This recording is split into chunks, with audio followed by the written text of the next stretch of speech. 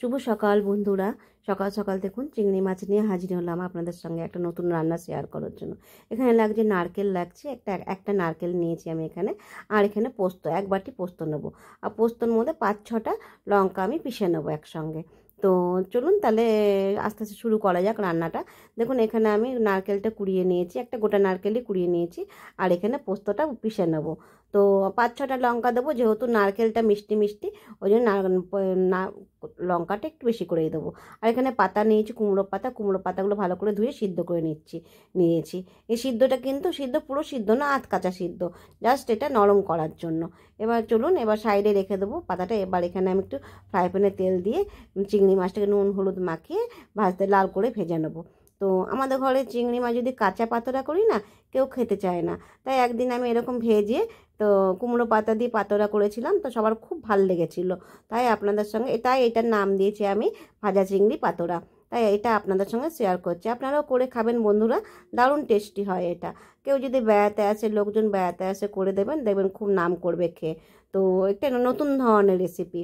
তো আমি না, জানেন তো, চেষ্টা করি নতুন নতুন জিনিস রান্না করার, নিজের মন থেকে। আমি রান্না করতে ভালোবাসি। তো তো দেখুন এখানে আমি পেঁয়াজ নিয়েছি, একটু রসুন গ্রেট করে নিয়ে নারকেলের সঙ্গে একটু নুন হলুদ আর একটু কাঁচা তেলও দিয়েছি, সর্ষের তেলও দিয়েছি। দিয়ে দেখুন পোস্তটা বাটা হয়ে গেছিলো, সেটা দিয়ে ভালো করে মাখবো। মেখে তারপর চিংড়ি মাছটা দিয়েও মাখবো। তো বন্ধুরা, আমি রান্না করতে খুব ভালোবাসি। তো তাই আমি না প্রায় চেষ্টা করি নতুন নতুন নিজের মতন করে, নিজে বানিয়ে বানিয়ে রান্না করি, নিজের মন থেকে বানিয়ে বানিয়ে রান্না করি। আর সেটা আপনাদের সঙ্গে শেয়ার করি।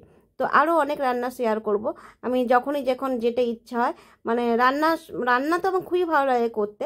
তো এক্সপেরিমেন্ট করি, কোনটা দিয়ে কী হলে, কোনটা দিয়ে করলে একসঙ্গে সে ভালো লাগবে, সেরকমভাবে করে করে খাওয়াই। তো সেগুলোই আপনাদের সঙ্গে শেয়ার করছি আস্তে আস্তে। ভালো লাগে অবশ্যই লাইক করবেন, কমেন্ট করবেন, আর শেয়ার তো করবেনই বন্ধুরা। আর ফেসবুক বন্ধুদের বলছি আমি, আমার প্রোফাইল লিঙ্কের নিচে বন্ধুরা আমার ইউটিউবের চ্যানেলের লিঙ্ক দেওয়া আছে। সেই লিঙ্কে টাচ করে আমার ইউটিউবে গিয়ে আমার রান্নাগুলো একটু লাইক করবেন, শেয়ার করবেন বন্ধুরা। আর বেল বটনটা অবশ্যই টিপবেন। আর দেখুন বলতে বলতে আমার কিন্তু পাতোড়া ভাজগুলো করা হয়ে যাচ্ছে আস্তে আস্তে। এটাকে আমি ফ্রাই প্যানে সর্ষের তেল দিয়ে ভাজবো। তো তো সর্ষের তেলটা কিন্তু বন্ধুরা আমি গরম করব না, কিন্তু প্রথমে সর্ষের তেল দিয়ে সঙ্গে সঙ্গে পাতোড়াগুলো দিয়ে দেবো, এই ভাজ করা পাতাগুলো, পুর ভরা পাতাগুলো দিয়ে দেবো। যেহেতু ভিতরে আমি নারকেল, তারপরে চিংড়ি মাছ, পেঁয়াজ, রসুন, কাঁচা তেল, কাঁচা সর্ষের তেল, তারপরে লঙ্কা, পোস্ত সব একসঙ্গে মেখে দিয়েছি, সেই জন্য বলছি পুর ভরা। তো দেখুন এখানে ফ্রাই প্যানে দিয়ে দিয়েছি, দিয়ে আস্তে আস্তে এটাকে ভাজা হোক।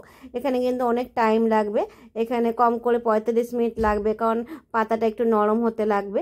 কুমড়ো পাতা সহজে নরম হয় না, একটু শক্ত টাইপের থাকে, তাই এখানে টাইমটা অনেকক্ষণ লাগবে। আস্তে আস্তে ভাজতে শুরু করছি বন্ধুরা। আর আমার রান্নাটা ভালো লাগলে লাইক করবেন, শেয়ার করবেন, কোথা থেকে দেখছেন কমেন্ট করে বলবেন। অজস্র ভালোবাসা দেবেন, আপনাদের প্রতি অজস্র ভালোবাসা রইল। আর সবাই সুস্থ থাকুন, নিরোগ থাকুন, বলিষ্ঠ থাকুন, এটাই চাই। ঠাকুরের কাছে এটাই প্রার্থনা করি, সবাই যেন, জগতের সবাই যেন ভালো থাকে, আনন্দে থাকুন, আনন্দে রাখুন, আনন্দে বাঁচুন। আর কি বলবো বন্ধুরা। দেখুন আমি একটা পাতোড়া খুলে দেখছি, কেমন হয়েছে আপনাদের দেখাচ্ছি। দেখুন দেখতে খুব সুন্দর লাগছে, খেতে তো খুব টেস্টি হয়েও ছিল। তো আপনারা করবেন, করে অবশ্যই খাবেন, খেয়ে কমেন্ট করে বলবেন যে বন্ধুরা, যে আপনার এই রান্নাটা করেছিলাম, করে ভালো লেগেছিল। তো আমার শুনতে খুব ভালো লাগবে। তো আচ্ছা, টাটা বন্ধুরা। আমার রান্নাটা ভালো লাগলে অবশ্যই করে খাবেন বন্ধুরা। Tata, bye bye.